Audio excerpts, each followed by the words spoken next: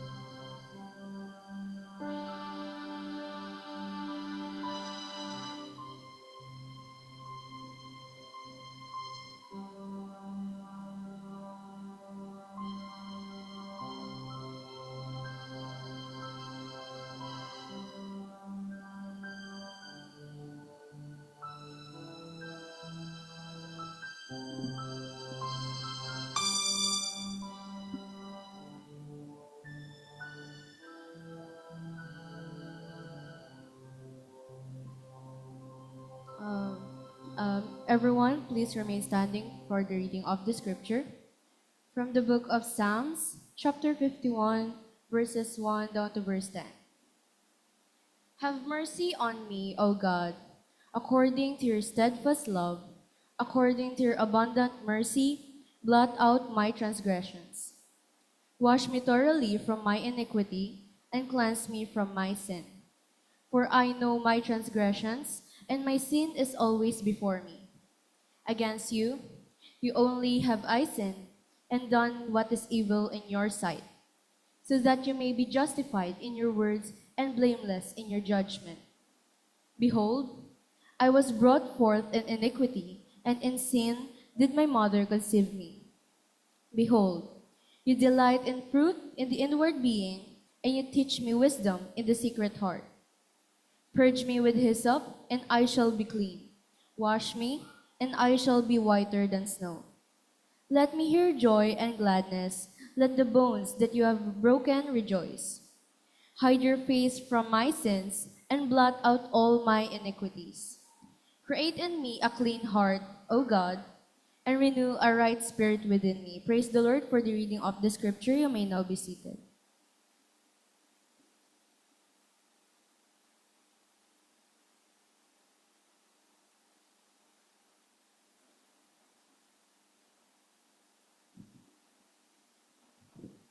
Tayo po ay sama-samang manalangin po sa umagang ito. Ama kong dakila sa lahat, Diyos na karapat-dapat lang sambahin at itaas sa umagang ito. Ang araw na to ay para sa inyo at sa inyo lamang. Kaya nawa, Panginoon, ang paghahati namin sa inyo ay sa iyo lamang. Ba't bilang Diyos namin kayong sinasamba na banal at matuwid, Panginoon, marami kayong pagkukulang at pagkakamali na nagawa sa inyo. Iligtas nyo kami at binago, Panginoon. But there are times, Lord, that we failed and we have our shortcoming to you. Forgive us, Lord, that in times, Lord, our worship, Lord, ay hindi tama. Ang pagmamahal namin sa inyo ay hindi rin tama, Panginoon. We serve you in half-heartedly. We worship you half-heartedly, Panginoon. And you don't deserve this, Lord, in our life, Lord. Lord, forgive us for all our iniquity. Forgive us, Lord, for all we have done to you. Forgive us, Lord, that there are times, Lord, that your word, Lord, we neglect it in our life, Lord. Napakamahal ng regalong binigay nyo sa amin. Buhay ng iyong kaisa-isang anak. But we fail to appreciate that, Lord, in our life. Hindi dyan laya sa aming mga kasalanan, but we fail, Lord, to live a life that honor you, Lord, in our life, Lord. You are a holy God, Lord, and you deserve a right worship to you, Lord, that in spirit and truth, Lord, dahil ito lang kalugod-lugod sa inyo. Kaya, Lord, magsilbing paalala to sa amin, Panginoon. Patawarin niyo kami, Lord, sa mga pagkukulang namin. Tawarin niyo kami na yung banal na spirito ay minineglect namin, Panginoon. We quench the spirit, Panginoon. For we fail, Lord, to live a life, a spirit-driven life, Panginoon. Forgive us, Lord,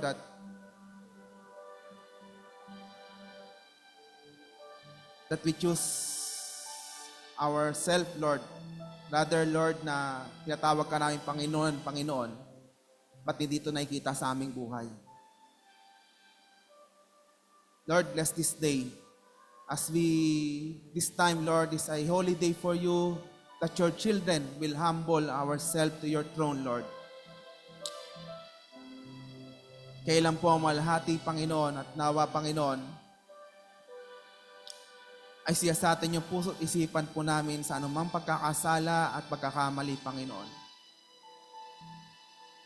At kailan po ang tanging Panginoon naming itataas at ihahayag sa gitna ng iyong kongregasyon, sa gitna ng iyong mga anak.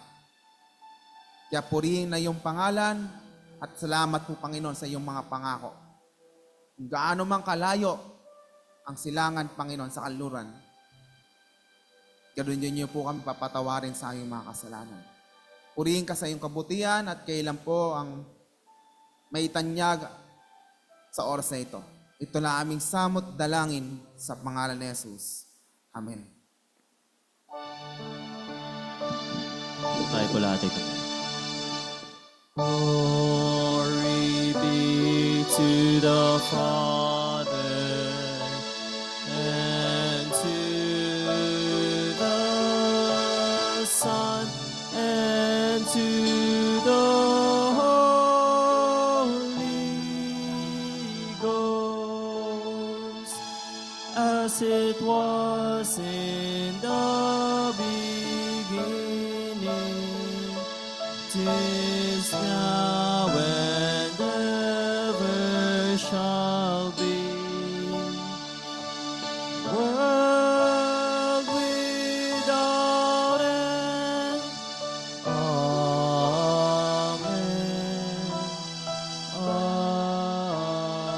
Amen. Manatili po tayo nakatayo.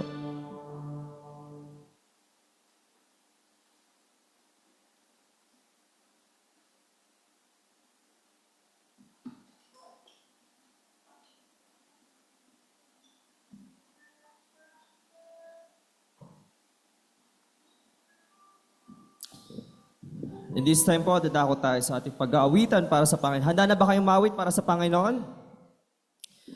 And brethren, how can we respond to God's greatness and love? His glory is never ending and He is still worthy. Let us lift up our voices and give Him all the praise as we sing, Glory to God forever.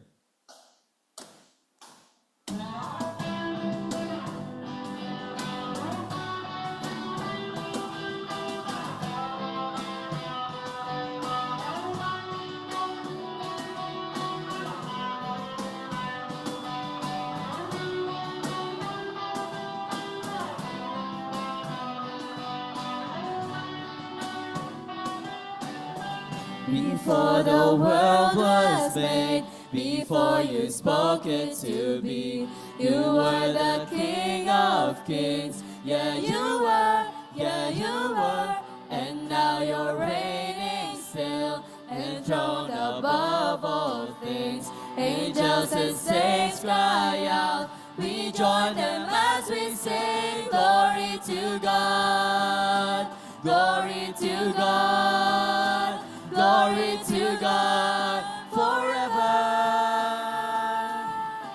Glory to God. Glory to God. Glory to God forever. We praise God. Lord, you gave me breath so I could praise your great and matchless name. All my days, so let my whole life be a blazing offering, the life that shouts and sings the greatness of our King. Glory to God, glory to God, glory to God forever. Glory to God, glory to God, glory to God forever. Take my life and let it be, oh God. And take my life and let it be all for you and for your glory. Take my life and let it be yours. And take my life and let it be all for you and for your glory. Take my life and let it be yours. We sing glory to God, glory to God, glory to God forever. Let's lift our hands as we sing glory to God. Glory to God, glory to God, glory to God forever. Glory to God, glory to God, glory to God forever. Glory to God, glory to God, glory to God forever. We say glory to God, glory to God, glory to God forever. Glory to God, glory to God, glory to God forever. Palakpakan po natin ang Panginoon. Brethren, do we have the desire to worship and offer ourselves today? Are you ready to surrender your heart to the Lord? Let us sing, Lord, I give you my heart.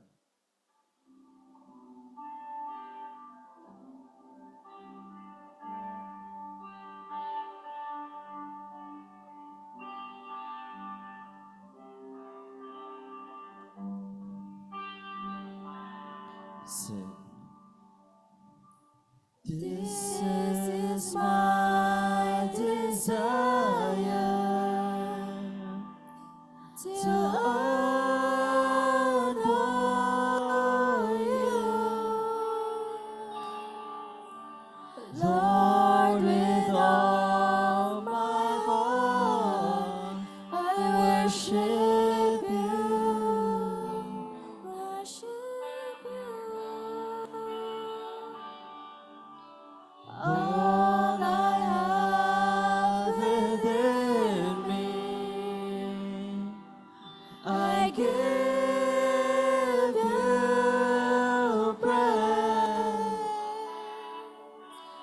All that I adore is in you, is in you. Lord, I give you my heart, I give you my soul. I live for you alone. Every breath that I take, every moment I'm awake, Lord, have your ways in me.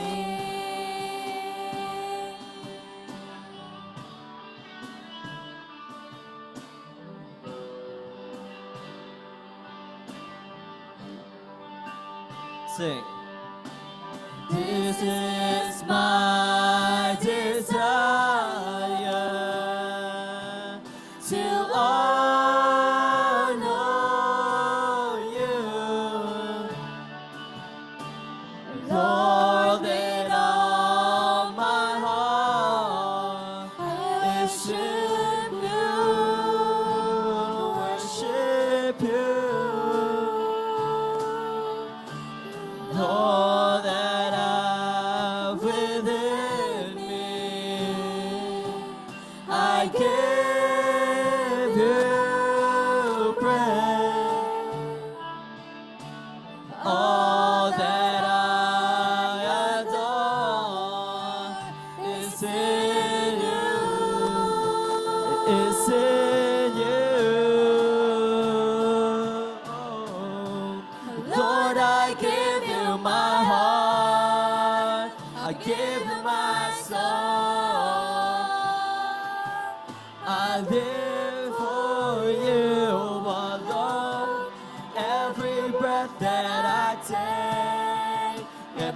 moment I'm awake.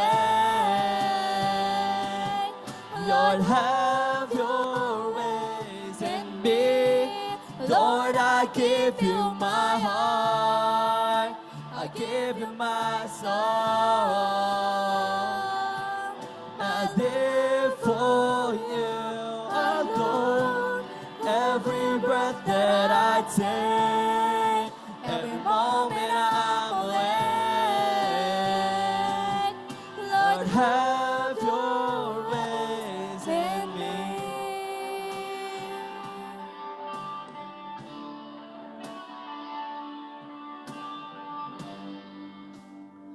Lord Heavenly Father, thank you, Lord God, for this day, Panginoon. Thank you, Panginoon, sa buhay ng mga naririto, Panginoon, sa simbahan, Panginoon.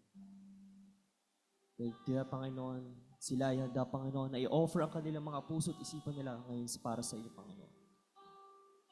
Panginoon, buksan niyo po ang aming puso sa aming pagsamba, Panginoon. Ngayon sa pagpapatuloy namin, Panginoon, ang aming gawain, naway. Gabayan niyo po pa kami, Panginoon. Ikaw lamang ang maluwalhati, Panginoon. Tanggapin niyo po nawa ang aming handog na awit para lamang sa inyo.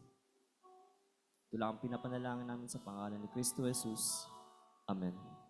Maaari na po tayo ngayon.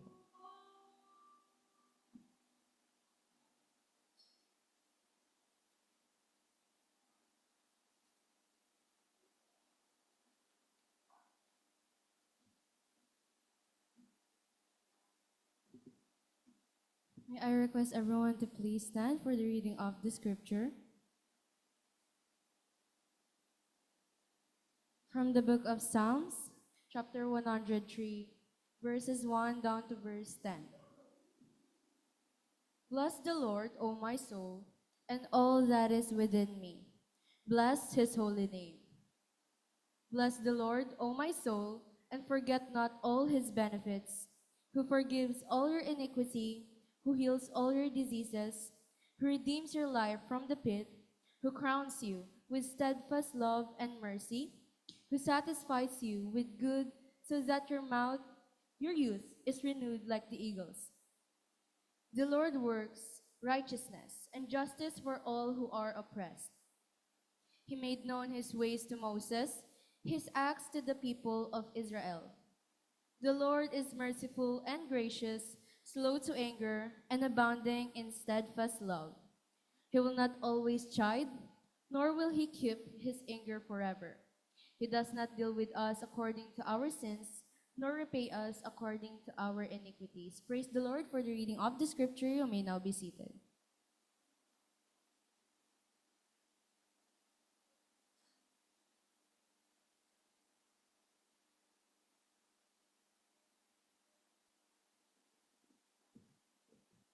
At patuloy tayo sumamba sa Panginoon sa magitan ng pasasalamat sa pananalangin. Tayo po ay manalangin. Dakila ka, Ama kong Diyos, sa iyong katapatan at sa iyong patuloy na pagkilos sa aming buhay.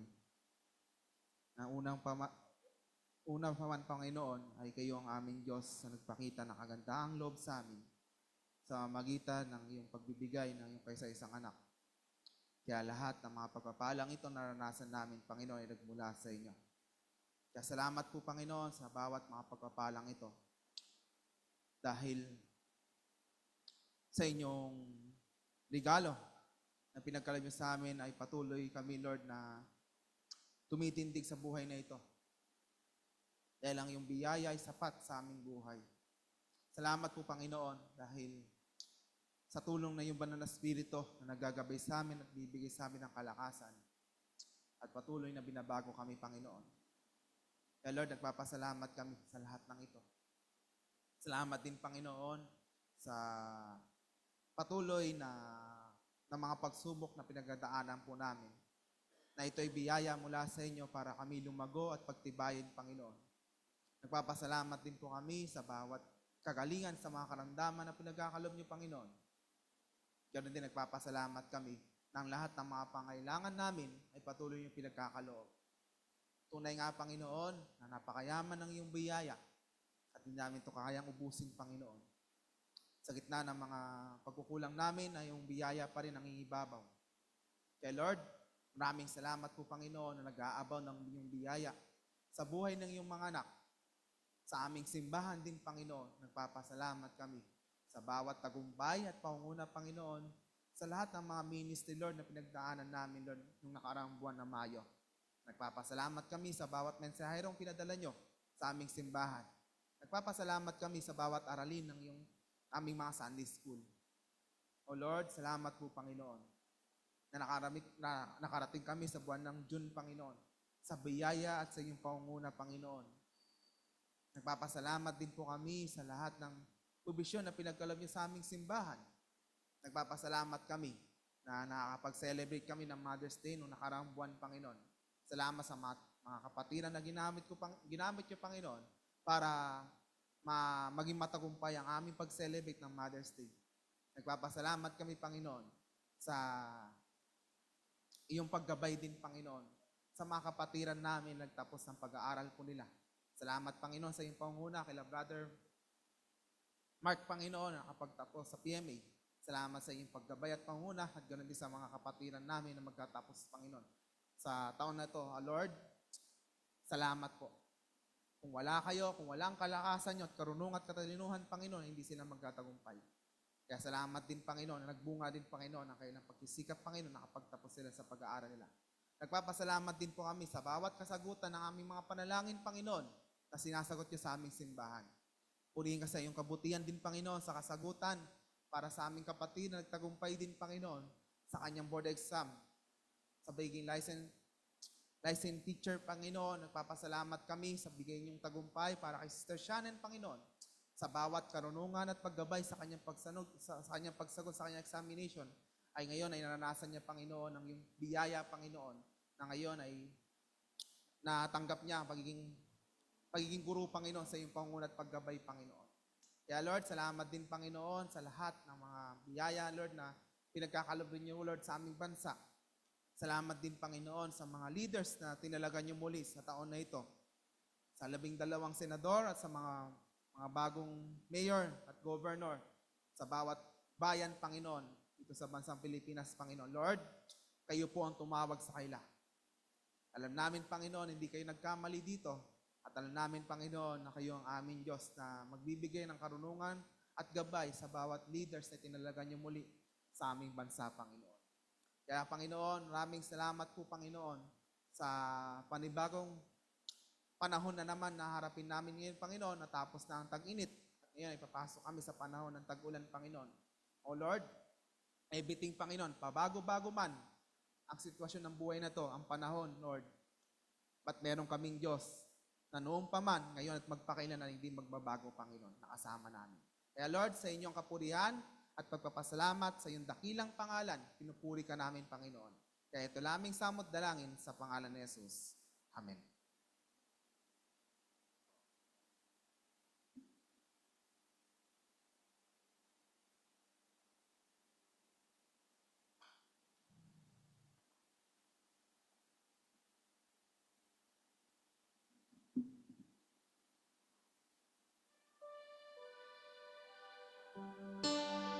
And now let's sing our response song, Give Thanks.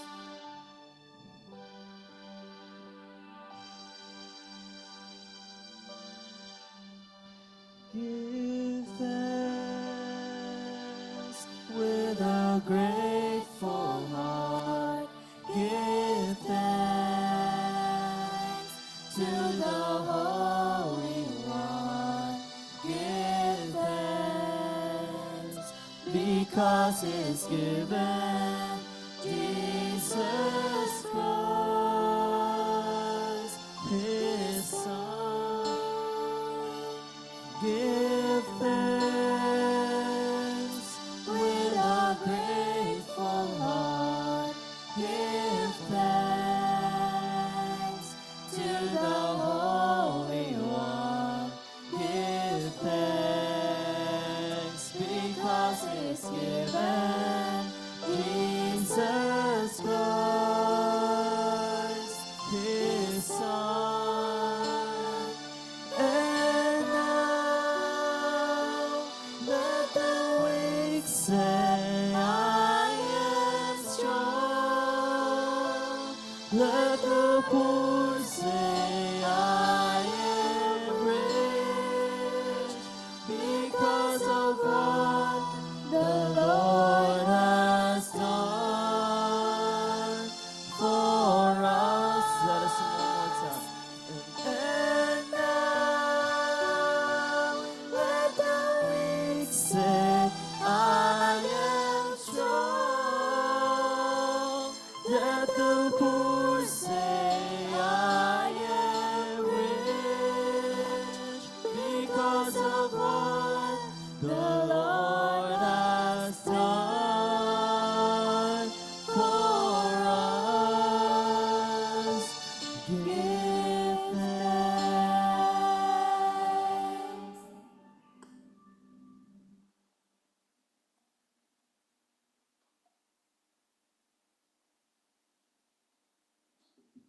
May I request everyone to once again please stand for the reading of the scripture.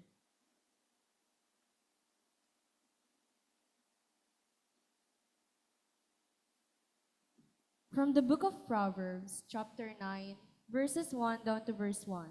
Verse 10. Wisdom has built her house. She has hewn her 7 pillars. She has slaughtered her beast. She has mixed her wine. She has also set her table. She has set out her young women to call from the highest places in the town. Whoever is simple, let him turn and hear. To him who lacks sense, she says, Come, eat of my bread, and drink of the wine I have mixed. Leave your simple ways and live, and walk in the way of insight. Whoever corrects a scoffer gets himself abused, and who reproves a wicked man incurs injury. Do not reprove a scoffer, or he will hate you. Reprove a wise man, and he will love you. Give instruction to a wise man, and he will be still wiser. Teach a righteous man, and he will increase in learning. The fear of the Lord is the beginning of wisdom, and the knowledge of the Holy One is insight. Praise the Lord for the reading of the scripture. You may now be seated.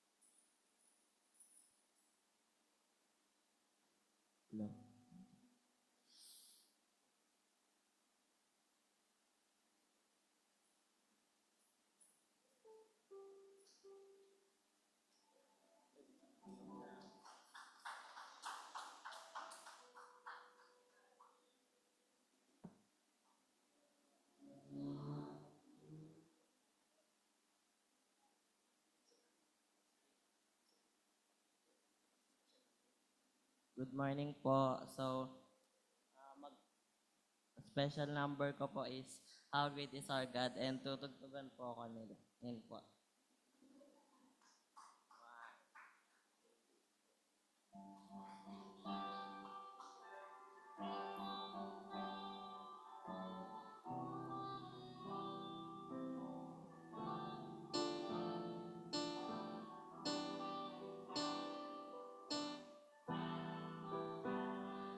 How great is our God. Sing with me, how great is our God. And all will see how great is our God. The splendor of a king, clothed in majesty. All the earth rejoice, all the earth rejoice. He wraps himself in light. darkness tries to hide, and trembles at his voice, trembles at his voice. How great is our God. Sing with me, how great is our God. And all will see how great is our God.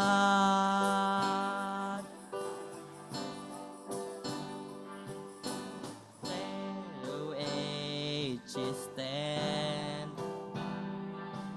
and time is in his hands, beginning and the end, beginning and the end. Thou God, the three in one, Father, Spirit, Son, Father and the Lamb, the Lion and the Lamb. How great is our God.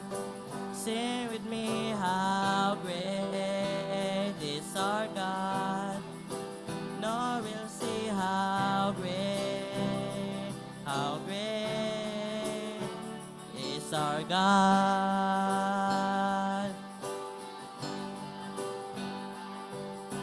Name above all names, you are worthy of all praise.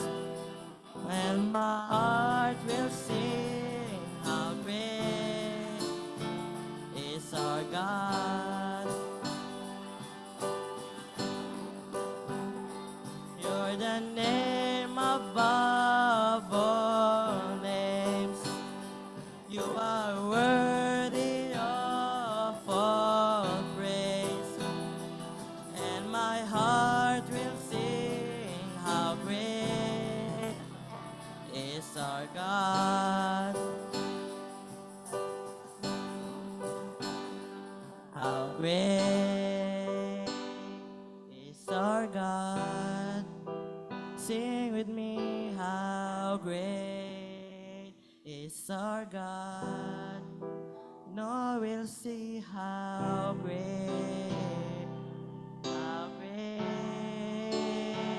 is our God. To God be all the glory po.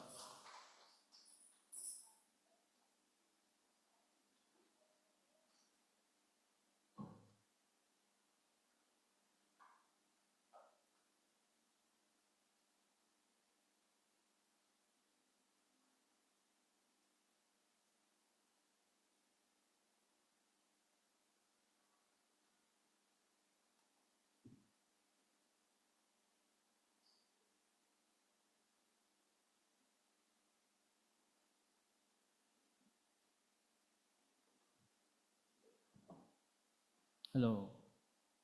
Good morning po sa ating lahat. Muli po akong nagbabalik. Ayan. This is the first week of the month, no?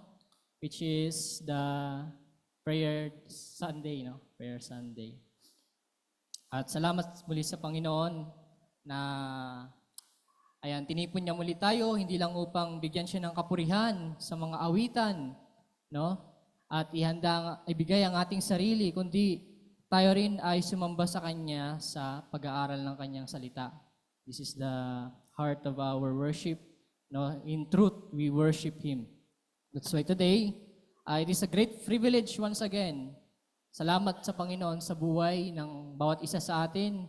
Umabot tayo ng June. And I didn't expect din na aabot ako ng ganitong taon. Ayan, so, kasi binigyan na ako ng taning ng doktor ko nung nasa hospital ako, no?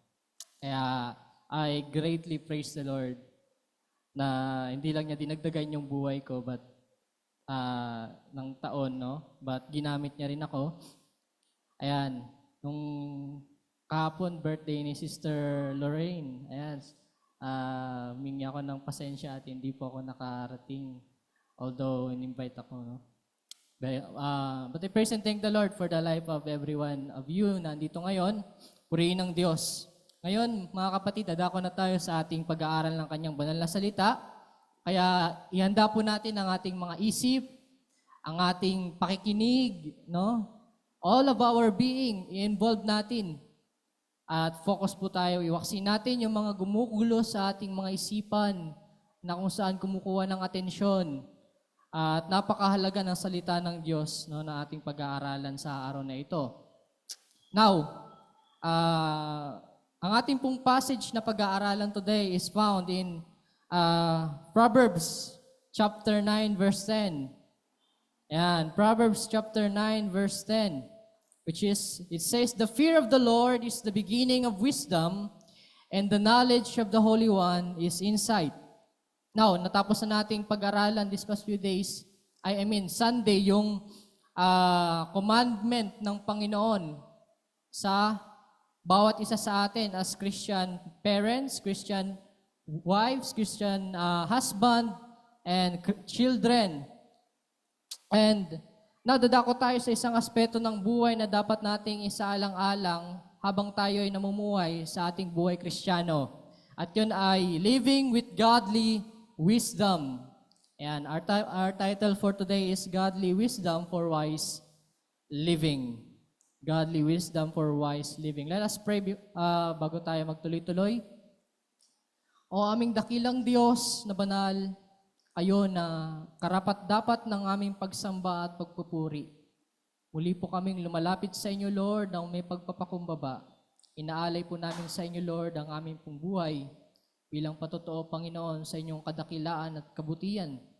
At ganoon din, Panginoon, sa oras na ito, kami po, Panginoon, ay sasamba sa Espiritu at sa katotohanan. Kaya, Panginoon, sa aming pong patuloy na pag-aaral ng iyong salita, kayo po ang manguna sa amin. Bigyan niyo po nawa kami ng kalangit na karunungan, Lord. At nawa, Panginoon, ay ingatan niyo po kami. Nawa ang banal na Spiritong nananahan sa amin nang siyang magbigay ng kaunawaan, ng karunungan, Lord, upang aming lubos na ma-absorb ang inyong salita. Ang sa gayon, Panginoon, it is for the sake, Lord, of our edification ng aming paglago bilang Kristiyano. Sa iyo po ang mataas na parangal at pagpupuri. Ito ang aming panalangin, tinataas sa pangalan ni Jesus. Amen and amen. Now, we are commanded, mga kapatid, hindi lang tayo namumuhay sa mundong ito bilang mga Kristiyano, but in Ephesians chapter 5, verse 15 to 17, we are commanded to live, no, as wise. Hindi lang tayo pabanjing-banjing na pamumuhay bilang Kristiyano, kundi we must live as a wise Christian. Why? Because the days are evil. Yan yung reasons, no? Alam natin na sabi sa last days, we are now in the last days, no? Na as the knowledge increase, morality decrease. Yan, sa Daniel 12 verse 4, sabi, on the last days, knowledge will decrease, but morality will, knowledge will increase, but morality will decrease. Kaya dapat maging matalino tayo na mamuhay sa ating buhay Kristiyano. At paano natin gagawin iyon? No? So this is what we will tackle this morning. And 2 Timothy sabi, in the last days, chapter 3, verse 1 to 5, but understand this, that in the last days, there will be times of difficulty, for people will be lovers of self, lovers of money, yan, proud, arrogant, abusive, disobedient to their parents, ungrateful, unholy. So nangyayari na ba to sa ating panahon? Yes. No, di na natin kailangang mag-survey at lumabas na lang tayo sa ating church and you observe yung ating kapaligiran, no? As the knowledge increase, sabi sa research, no, na every 12 hours nagdo-double yung knowledge ng tao, na-accumulate ng tao, ano? So, we are now in the last days to the point na even AI, ayan, ay patok na sa ating pamumuhay. Ano? Ginagamit na yung AI sa iba't ibang klaseng field ng science. That's why, and that is the proof, no? Na hindi lamang knowledge ay nag-i-increase, but morality is continually decreasing. Okay? That's why, in Ephesians, dito pa lang sa time na ito, we are already commanded because Apostle Paul, alam niya na mangyayari ito. At hindi lamang ngayon, kundi maging sa panahon nila, Apostol Pablo, na mabuhay pa sila.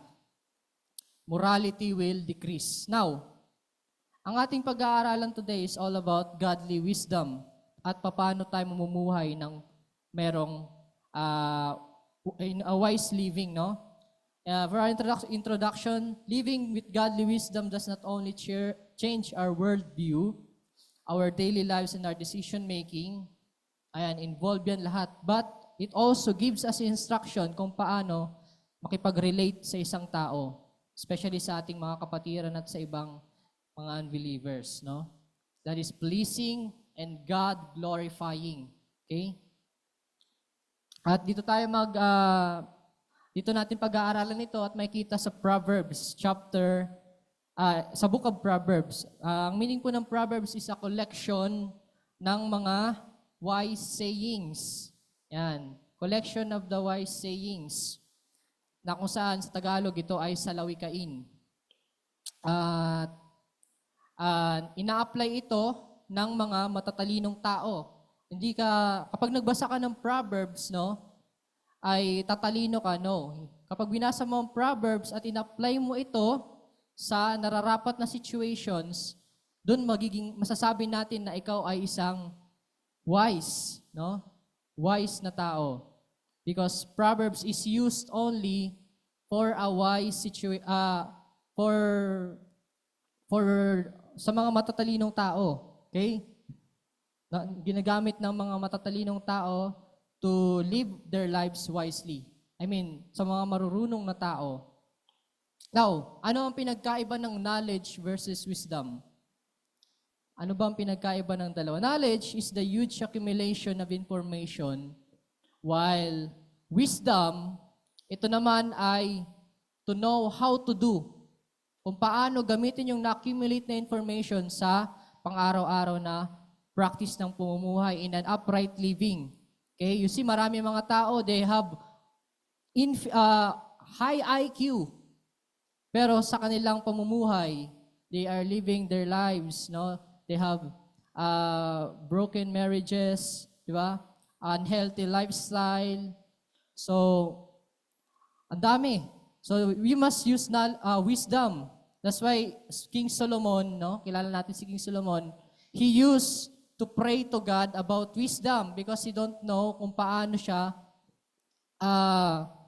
niya papamunuan ng kanyang bansa bilang isang hari. Napakahalaga sa buhay ng isang Kristiyano. Wisdom, okay? Now, i-define din natin kung ano ang ibig sabihin ng fool. Fool, isang now, in biblical perspective, ang biblical explanation ng isang fool o isang mangmang ay ito.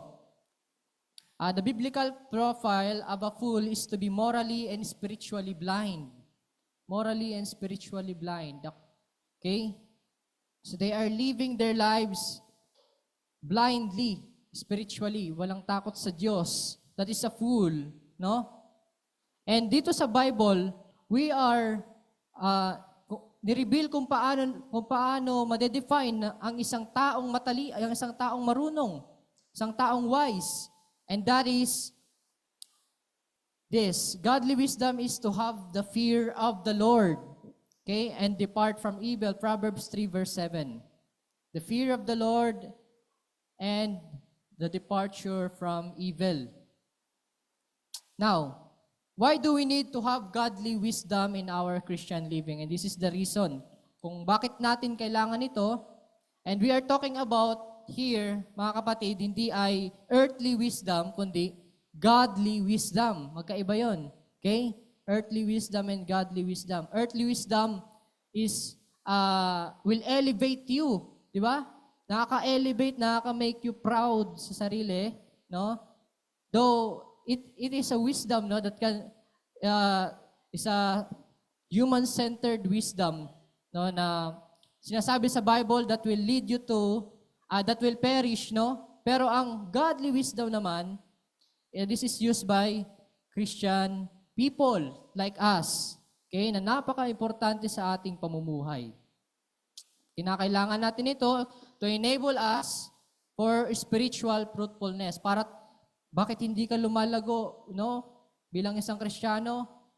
Because you don't know what godly wisdom is and you don't know how to apply it in your life. Okay? This godly wisdom guards us from earthly wisdom na nag-result ng human pride, nag-elevate sa humans, no? The arrogance and worse, destruction. Now, ang godly wisdom ay makikita sa Panginoon. Alam naman natin yon, no? Na lumaki ang ating Panginoon ng may wisdom and stature. Okay? Nagsimula siya sa bata at lumaki siya ng may wisdom and stature. That's why He lived His life wisely. And He is the best example na dapat nating gayahin. Now, 3 scriptural ways kung paano maging wise. Ayan, mabilis lang po tayo since palagi na po nag-overtime kapag nag-preach. So, 3 scriptural ways of becoming wise. Number 1, wisdom starts with the fear of the Lord. Yan. Wisdom starts with the fear of the Lord. There are 2 types of fear na makikita natin dito na nireveal ang scripture. Number 1, ang pagkatakot sa Diyos bilang isang great judge at bilang isang Diyos na mapanibughuin yan, sa mga makasalanan. And dito tayo nag-start. Nung nalaman natin na ang Diyos ay isang great judge at isang mapanibughuing Diyos na galit sa makasalanan, no? Now, we start to fear God and nag-result yun ng ating pag-cling sa Panginoon bilang our Savior. Okay? That is the first fear na ating naranasan.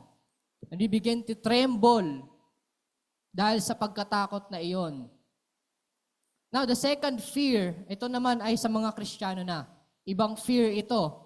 Okay? Now, ano yung ulit yung first fear? The great judge. We fear God as who He is, the great judge, no? The one na galit sa makasalanan. Okay?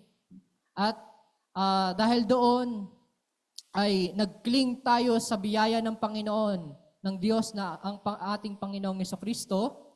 Ngayon, ang pangalawang fear ay ito ay sa mga Kristiyano na namumuhay ayon sa newness ng buhay nila bilang isang bagong nilalang. Okay, itong fear of reverence to God. Reverential fear, no? In service, yung meron kang malalim na paggalang sa Panginoon, malalim na pagpupuri, malalim na pagsamba sa Diyos, sa Kanyang salita. Ito ay nagbubunga, no, ng buong pusong paglilingkod at pagsunod sa Kanyang mga utos. Ito ay reverential fear. Okay? Ito yung pagkatakot mo na hindi natin maibigay yung nararapat na pagsamba natin sa Diyos. Nararapat na paggalang, pagpupuri, yan, pagsamba, pagluwalhati. That's reverential fear. And don't expect that you can live your lives wisely, no, and make right decisions without first having the fear of the Lord, the reverential fear. Okay? Gusto mo ng mapamuhay mo ang iyong buhay, no, na naaayon sa kagustuhan ng Panginoon, meron kang right decisions, no, you must first have the fear of the Lord, which is the reverential fear. Kasi marami mga nations ang nasira, no? Marami mga nasyon ang natupok, nawala, no? Naburas sa mundong ito because they lack the fear of the Lord. Wala silang pagkatakot sa Diyos, walang pagkilala sa Diyos. Now, here are the statements, no, na i-describe kung ano ang ibig sabihin ng fear of the Lord. And the person who fears the Lord shudders at the idea of walking away from the Lord by disobeying His word. Yan. Yung tao daw na may pagkatakot sa Diyos ay nanginginig pa lang sa idea, no, to walk away o na i-disobey ang Panginoon. So kung ikaw ito, no, then you have the fear of the Lord. You must have the fear of the Lord. Example nito ay si Peter, si Pedro, no, na kung saan inutusan siya ng Panginoon to share the gospel at nung hinuli siya ng high priest at pinagbawalan na wag nang ipangaral itong Hesukristo na iyong pinapangaral, ano ang sabi ni Peter at ng ibang apostles? Sabi nila, we'd ought rather to obey God rather than men. Okay? So that is the fear of the Lord. He knows na kung sino ang dapat katakutan at siya ang Diyos. Now, number 2, the person who fears the Lord has high levels of anxiety. Ayan. Every time na nababiolate niya yung command ng Panginoon, yung utos ng Panginoon sa kanya. Yan, example naman ito ay si King David. Si David, no? Nung nakakommit siya ng adultery sa Panginoon kay Bathsheba. At sinabihan siya ni Prophet Nathan na ikaw ito na nakakommit ng adultery at alam ng Diyos. That's why sinulat niya yung binasa kanina ni Sister Lorraine, Psalm 51. That is what King David wrote, no? Na ang una niyang statement doon ay sabi niya, have mercy on me, O Lord. Di ba? Psalm 51, have mercy on me according to your steadfast love. So, ayun ang sinulat ni King David nung nakakommit siya ng adultery kay Bathsheba. Nagkasala siya sa Diyos. At we can see that King David has the fear of the Lord. He knows the Lord, no? Kilala niya ang Diyos. At alam niya na ang Diyos, ang siyang Diyos na may alam ng lahat, nakakita ng lahat ng bagay. No, wala tayong maitatago sa iniisip natin ngayon. Ano man ang nasa puso natin, God knows it. No? If you are here today to worship the Lord, if you are here prepared, no, na ibigay ang iyong puso sa Panginoon. That's why, very important to fear the Lord. Number 2, paano tayo magkakaroon ng wisdom, godly wisdom na kung saan magagamit natin sa patuloy na pamumuhay? Number 2. Number 1 is the fear of the Lord, and number 2 is in the knowledge of the Holy One is understanding, which means wisdom ay nag-i-increase kapag nare-receive natin ang understanding of God's written, holy, infallible word. Okay? Wisdom increased by studying God's word. Psalm 19 verse 7, ito ang sabi, the law of the Lord is perfect, converting the soul. The testimony of the Lord is sure, making wise the simple. Making wise the simple. No? So the law of the Lord, which means His word, the understanding kung sino siya. No? Psalm 22 verse 4 to 5, sabi dito, show me your ways, O Lord. Prayer to ni David. Pakita mo sa akin ang iyong ways, O Lord. Teach me your paths. Lead me in your truth and teach me, for you are God of my salvation. On you I will wait all day. Yan. The more na mas lalo nating nakikilala ang Diyos, kaya napaka-importante sa buhay ng isang Kristiyano ang Bible reading. Yan, para mag-increase ng wisdom. Okay? At every Tuesday kami sa Kabuko ng mga youth ay meron kaming Bible reading. No, and I praise and thank God because most of the youths ay nag-grow in the knowledge of God and in understanding. So napakahalaga ng Bible reading, hindi lamang groups, no? But personally. Personally. Nung first time ko magbasa ng Bible, ako ay inantok talaga. Hindi ko kinaya yung yung temptation na hindi basahin. But the more na nagbabasa ako ng Bible, no? Sinimulan ko sa Genesis talaga, sa pinakaunang book ng Bible. And the more na binabasa ko ito, mas lalo ko nakikilala talagang Panginoon. Totoo nga sinasabi nila ng ating mga pastor, no? Ng mga tao na maalam sa Biblia. So, naging maalam sila sa Biblia hindi dahil sa mga preacher, no? Na nagpi-preach every Sunday, kundi dahil sa patuloy rin nila na pagbabasa ng Bible. Okay? Pagbabasa ng Bible. We must understand this, mga kapatid, because the days are evil. Pababa na yung moralidad ng ating bansa. No? So, ang dami na kumakalat na evil things in this world. Lantaran na lahat, no, ng magawa ni Satan. Meron ng cults, meron ng demonic na mga pagsamba. That's why sabi dito, be wise. Be wise, mga kapatid. Now, the more you spend time in meditation, pagbababad mo sa Bible, no? Pagbababad mo sa mga kapatiran mo na mga maalam sa Bible.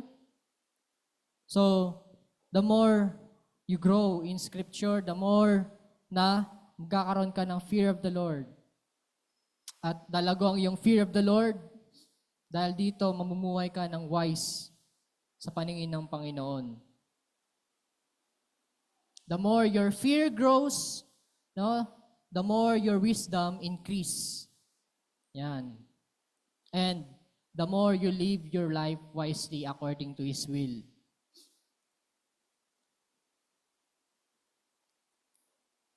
So, teach your child also to fear the Lord. Encourage your child, kung may mga anak tayo, na basahin ng Scripture. Turuan sila ng pagkatakot sa Diyos. No? Meditate with them the Scriptures, read the Bible. Magkaroon kayo ng round na pagbabasa ng Bible. Okay? Number 3, wisdom is given through prayer. Through prayer. Hindi ka lamang magbabasa. Before ka magbasa, you must pray. Ayan. So, ako, if I decided na magbasa ng Bible, pumupunta ako sa duyan namin, no, at doon ako nagpipray. At after ko magpray, mingi ako ng wisdom because ang liit ng utak natin compare sa utak ng Diyos, which is the Bible. This is the mind of God. Okay? So, ang hirap intindihin. Parang isang kuto lang ang utak natin compare sa mind ng Diyos. So, before we begin to read the Bible, we must ask for prayer. Katulad ng ginawa ni King Solomon. By the way, James chapter 1 verse 5 to 6 sabi, if any of you lacks wisdom, let him ask of God, who gives to all liberally and without reproach. Ba? And it will be given to him, but let him ask in faith. Mag-pray ka ng may pananampalataya sa Panginoon ng wisdom, no? Kung paano ka mamumuhay, habang ikaw ay nagbabasa before ka magbasa ng Bible, sa pamumuhay mo sa mundong ito, ask wisdom. Consider the response of King Solomon sa 1 King chapter 4, kung saan when King Solomon ay nabigyan ng pagkakataon para mamuno sa bansang Israel, ano ang una niyang hiningi sa Panginoon? Ang una niyang hiningi sa Panginoon sa prayer, after niya mag-alay ng offering ay, Lord, give me wisdom. Wisdom to rule Israel. At dahil dito, anong nangyari sa Panginoon? Natuwa ang Panginoon sa hiningi ni King Solomon. So ganun din tayo. If we ask wisdom, God is pleased Natutuwa ang Panginoon sa Kristiyano na humingi ng wisdom, no? Hindi siya umaasa sa kanyang isip, sa kanyang sariling pamumuhay, bagkus umaasa siya sa wisdom ng Diyos. At anong nangyari? After noon, ng paghingi ni King Solomon ng wisdom, ay dahil natuwa ang Panginoon, ibinigay ng Panginoon hindi lang wisdom, kundi wealth, di ba? Ano pa? Ayan, ibinigay ng Panginoon lahat kay King Solomon. So that's why God wants us to ask for wisdom. Dahil napakasama na ng mundong ito.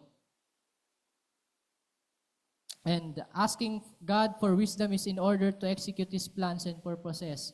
Kapag tayo ay namumuhay ng may godly wisdom, no, ay naka-align tayo sa purpose ng Diyos. Okay? Naka-align tayo sa purpose ng Diyos at sa Kanyang kalooban. At palagi nating napiplease ang Panginoon.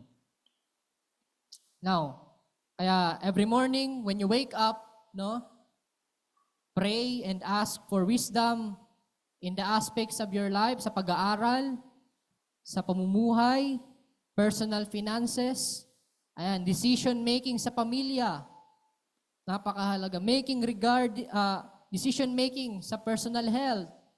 Decision making kung paano mag-build ng godly relationships.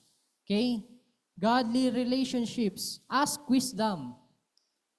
Because God gives wisdom, no, to those who are in need of wisdom at lumalapit sa Kanya. Do not turn to human wisdom to solve spiritual problems.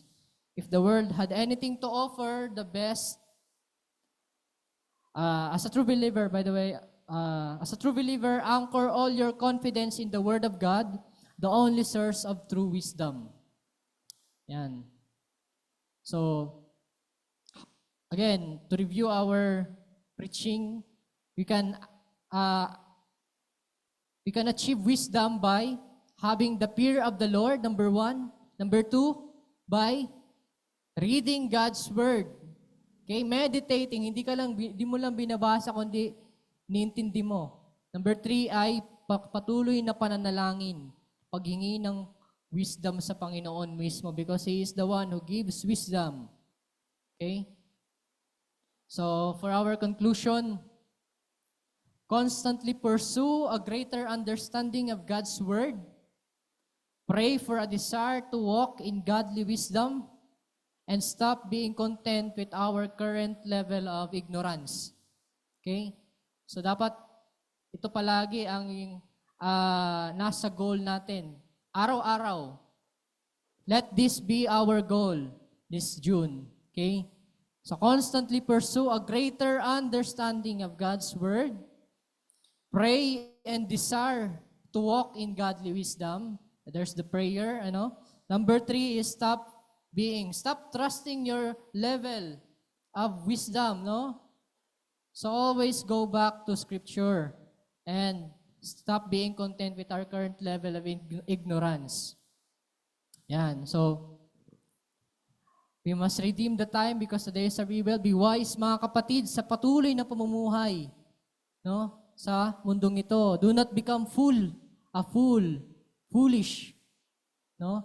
But be wise according to godly wisdom. Let us pray.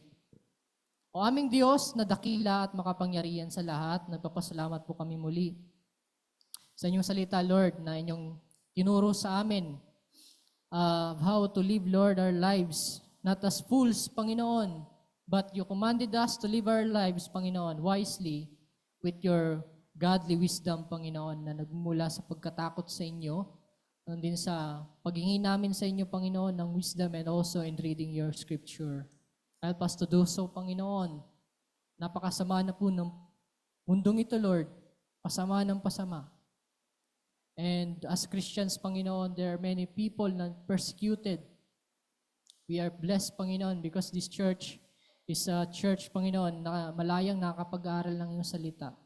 Pagpalain niyo po nawa ang iyong salita sa bawat kapatiran ko dito, Panginoon, at kayo nawa ang maluwalhati. Ito ang aming panalangin tinataas sa pangalan ni Jesus. Amen.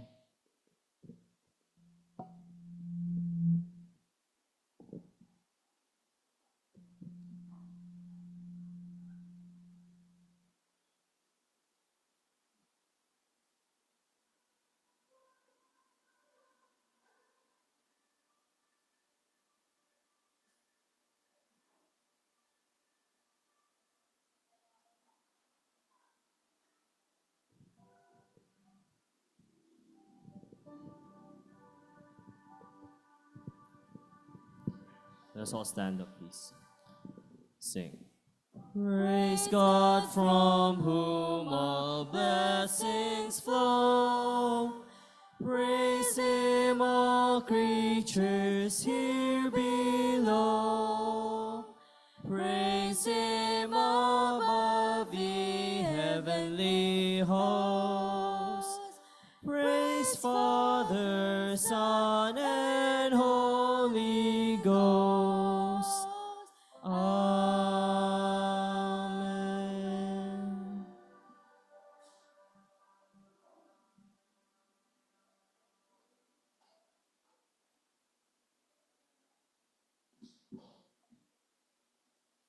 Please remain standing for the reading of the scripture from the book of 2 Corinthians chapter 9, verses 6 down to verse 8.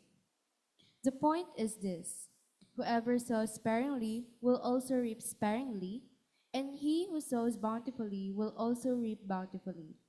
Each one must give as he has decided in his heart, not reluctantly or under compulsion, for God loves a cheerful giver.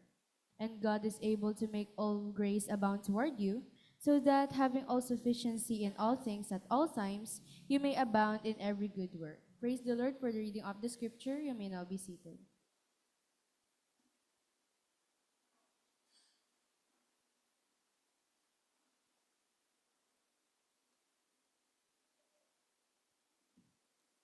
Tayo po'y mananangin. Ama kong Diyos, nagpapasalamat kami sa yaman ng iyong biyaya na patuloy yung pinagkakaloob ang lahat ng aming mga pangailangan.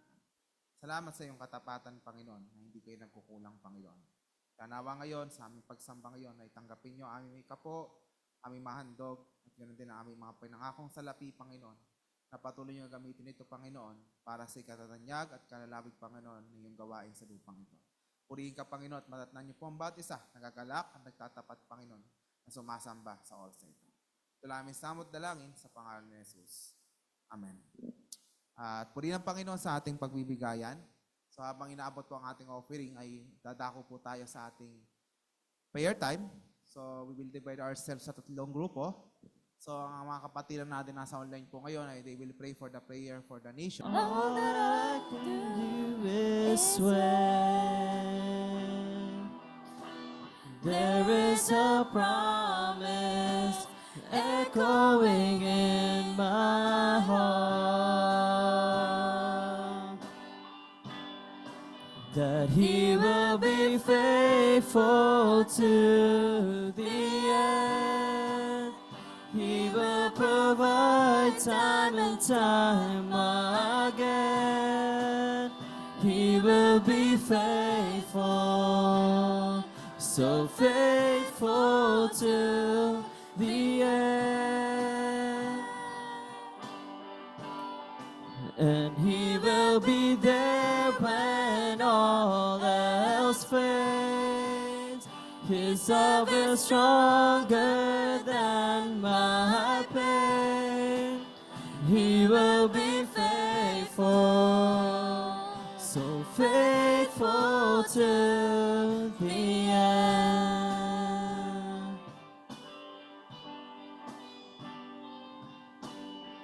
There is grace I can measure,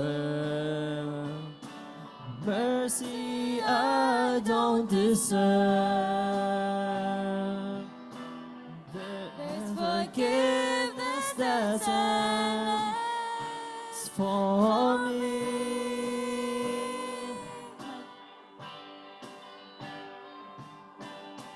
Oh, what a blessed assurance to know how deeply I'm loved.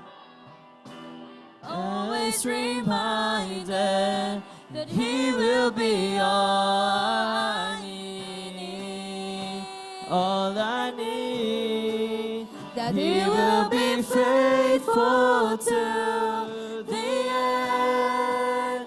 He will provide time and time again. He will be faithful, so faithful to the end. and He will be there when all else fails. His love is stronger than my pain. He will be faithful, so faithful to the end.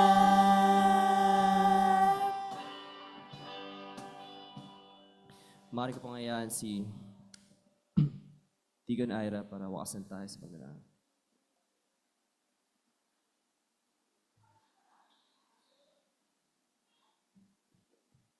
Let's pray. Father God, we are pleasing you and we are glorifying you, Lord, na kami ay nakalapit sa iyong trono. Salamat na ang aming simbahan ay patuloy yung tinuturuan kung gaano kahalaga ang pananalangin. Kaya Panginoon, ay alam namin na kayo ang tutugon at kikilos sa lahat ng mga panalangin sa aming nasyon, sa aming simbahan, at yun din sa mga misyon, Panginoon. Kaya Panginoon, pinagkakatiwala po namin sa inyo ang aming pagtatapos na ito, sa aming paghihiwalay at sa aming mga gagawin sa araw na ito. At ganoon din, Panginoon, sa pagharap muli namin sa araw ng bukas, Panginoon, sa isang linggo naming harapin ang buhay na ito. Alam namin, Panginoon, ay kayo ang aming Diyos na maging gabay namin kalakasan, Panginoon. At mamuhay kami, Lord, sa karunungan, Panginoon. Mamuhay kami, Lord, na nagtatapat sa inyo. Dahil ito lang magbibigay sa inyong kalugaran. Panginoon, maraming salamat po at purihin ka sa iyong kabutihan. And now to Him is able to keep you from stumbling and to present you faultless before the presence of His glory with exceeding joy. To God our Savior, who alone is wise, be glory and majesty, dominion and power, both now and forever. Amen and amen. God has not given us a spirit of fear, but has given us the strength to obey. With power and sound mind, with love the unfailing kind, are we not ashamed of His way? May the Lord find us faithful. May His word be our banner held high. May the Lord find us faithful every day, though we live, though we die. Mga kapatid, dala-dala mo ang pangako ng Panginoon na ikay higit mananagumpay, kaya wala kang papangambahan sa mga araw darating, dahil ba't mong kakalimutan, palagi mo tandaan, mahal tayo ng Diyos. Diyan po natapos ang ating gawain sa umagang ito.